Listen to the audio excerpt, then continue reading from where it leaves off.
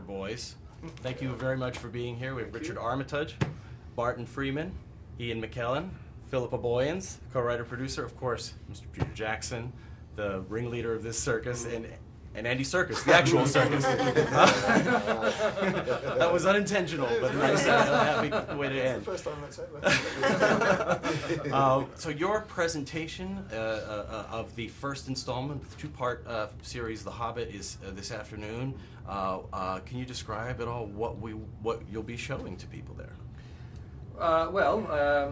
It's hard to describe it without actually you guys being able to see it. It's a reel. It's going to be quite a few minutes long of footage from the movie. Finished, but most of it's finished. Roughly how long would you say? It's about 12 minutes long. That's a nice big chunk.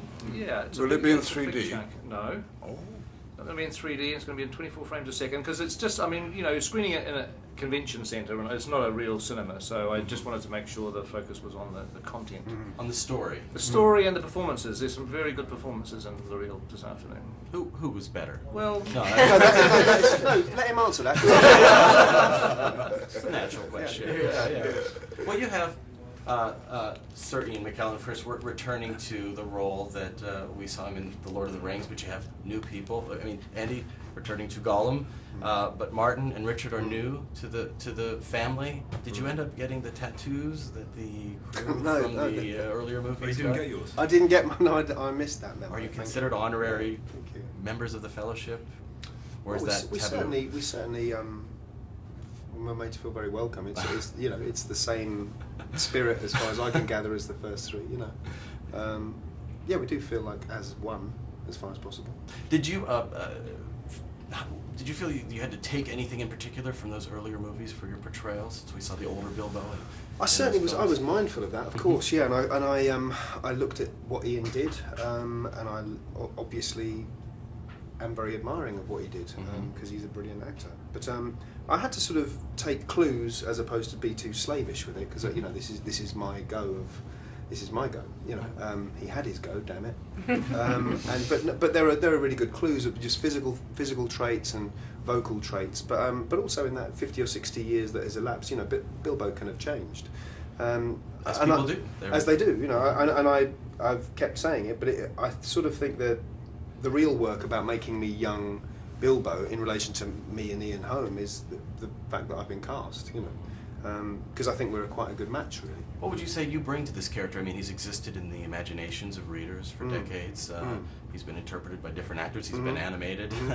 What would you say is the Martin Freeman stamp on Bilbo Disappointment, I would say. Really?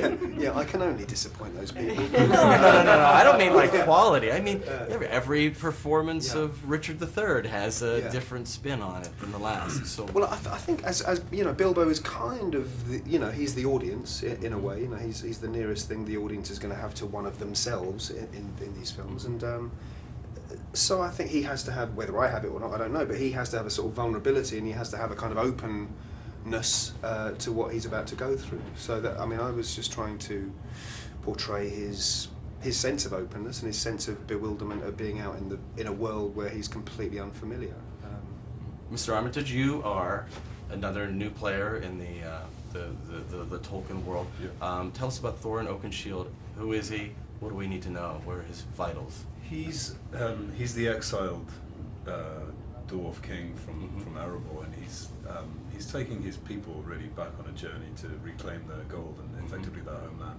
But he's also got quite a personal story in terms of the vengeance that has been bequeathed from his grandfather Thrall to take revenge on Smaug, and also Azog as well, who beheaded him in the battle. So he comes into the story with quite a heavy burden on his shoulders, and is really kind of balancing that throughout the story. But it's interesting how he kind of comes to know himself through his evolving relationship with Bilbo and his deteriorating relationship with Gandalf, and it's one of those reflective moments. Now, Ian and Andy, you're returning to these characters. Was there anything you were surprised to find that you missed about inhabiting these men, or whatever Gollum happens to be? Well, where do you want to start, Ian? Go on.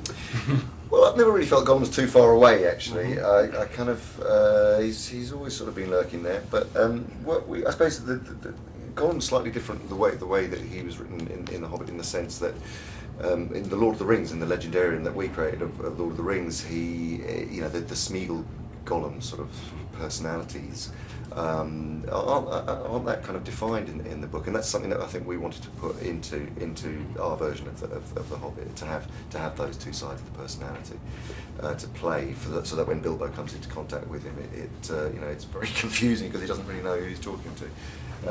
So that was great. It was great to get back into that, and then it was actually one of the first things that we shot, and it was the first scene, week of shooting, yeah. first thing we did, and it was great because we were able to play it as a sort of a little chamber piece, and it was a great introduction for Martin, and to just focus on one other character, and it was and we sort of played. You could play the scene through in its entirety, which is really exciting.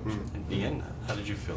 Coming back to Middle Earth is like coming back to your family, because not just the actors, people in front of the camera, but everyone behind it, and all the heads of the department are the same as they were 13 years ago, so it's wonderful. Or more of the same, and then to have all these new actors in it is people kept saying, was it like this last time? And I said, yes, it was disorganized last time as well. And making movies in New Zealand, particularly in Wellington, at those studios, is like making a home movie of the highest possible quality. You all live close to the work, which is a big point when you're working long hours.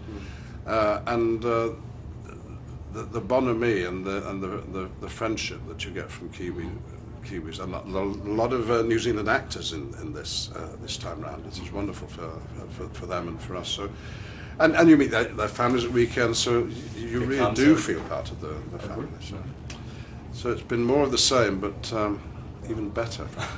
And nice to work in a studio where you don't hear the aeroplanes taking off at the international airport just through the wall of the old paint factory where we did Lord of the Rings. I mean, we got state-of-the-art, fantastic studios. Philippa, before we go, we have to wrap up, but I want to ask you, as a co-writer, co-producer, I'm sure all of you could answer this, but without giving anything away, you have to divide a novel into two parts. Did you feel you had to create a climax, or was there a natural one there? What can you tell us about the separation?